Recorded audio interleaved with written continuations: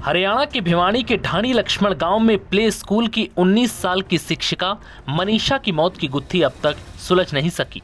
हालांकि अब इस केस की बागडोर सीबीआई ने अपने हाथों में ले ली है, जिसके बाद से ऐसा लग रहा है कि शायद अब मनीषा की मौत मामले में नया खुलासा हो सकता है।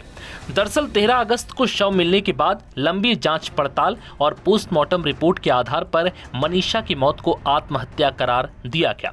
पुलिस ने दावा किया कि मनीषा ने कीटनाशक खाकर खुदकुशी की और पोस्टमार्टम रिपोर्ट में उसके साथ रेप की पुष्टि नहीं हुई। हालांकि परिजनों ने इस दावे को सिरे से खारिज कर दिया। परिजनों की मांग के बाद राज्य सरकार ने केस को सीबीआई को सौंप दिया, जिसके बाद 21 अगस्त को मनीषा के शव का अंतिम संस्कार किया गया। तो वहीं अब सीबीआई ने इस केस को खंगालना शुरू कर दिया है। तो वहीं दूसरी तरफ अब इस केस में एक चश्मदीद ने बड़ा खुलासा किया। चश्मदीद ने बताया कि मैं सिंघानी गांव के पवन के खेत में हिस्सेदारी पर खेती संभालता हूं। सबसे पहले खेत में युवती के शव को मैंने ही देखा था।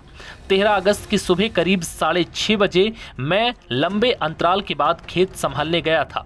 सरसों के खेत में जहां शव था वहां 7-8 कुत्तों का झुंड मौजूद था। मैं माजरा समझने के लिए उनके पास जाने लगा तो कुत्ते मुझ पर झपट पड़े। मैं मुश्किल से बचकर वहां से भागा। आधा किलोमीटर दूर जोहड़ी वाले पुल पर पहुंचकर अपने आप को बचाया। तब मैंने सोचा कि बकरी पालक सत्यवान या मुर्गा फार्म वालों ने मृत जानवर यहां पर डाले हैं। मैंने सत्यवान को फोन किया तो उसने अपना कोई पशु मरने से इनकार किया। फिर मैंने पवन को बुलाया। हम दोनों खेत में गए तो शव युवती का होने का पता चला। हमने तभी पुलिस को फोन किया। डायल 112 की पुलिस पहुंची। युवती का शव किस हालत में था ये मैंने नजदीक जाकर नहीं देखा। ये भी बाद में पता चला कि वो ढाणी लक्ष्मण गांव की है। मैंने लोहारू थाना और सीआईए को बयान 2-2 बार दर्ज करा दिए हैं। वहीं अब इस पूरे मामले पर डीजीपी हरियाणा शत्रुजीत कपूर ने क्या कुछ कहा, ये भी सुनिए। जब बॉडी मिली और वहाँ पे जो सबसे पहले देखा उस केस के एक मालिक हैं, उन्होंने एक लड़का रखा हुआ है अपने, तो उसने सबसे पहले देखा और उसने देखा कुछ एक जैसा बताया गया मुझे कि कुत्तों का एक झुंड था जो कहीं इकट्ठे वो जैसे किसी जानवर को खाते हैं, तो उसको शक हुआ ये उनको दौड़ाने गया।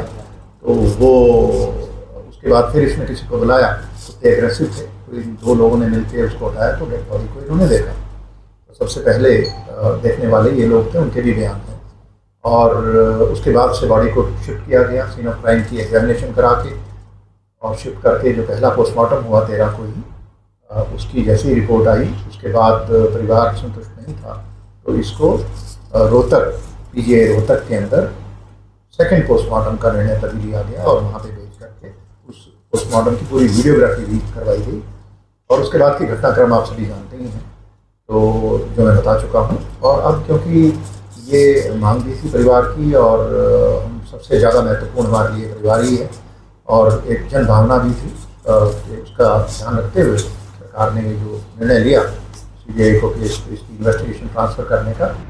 बता दें कि 11 अगस्त को नर्सिंग कॉलेज में एडमिशन के लिए घर से निकली मनीषा अचानक लापता हो गई और फिर पुलिस प्रशासन की मदद से काफी खोजबीन के बाद मनीषा का शव 13 अगस्त को सिंघनी गांव के एक खेत में मिला। इसके बाद गांव में मातम और गुस्से का माहौल हो गया।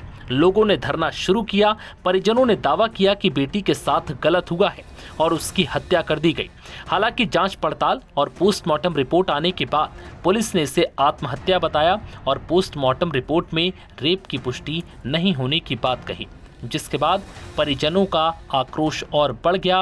उन्होंने लगातार इस दावे को सिरे से खारिज किया, जिसके बाद राज्य सरकार ने पीड़ित परिवार की बात मानते हुए इस मामले को सीबीआई को सौंप दिया। नवभारत टाइम्स की रिपोर्ट।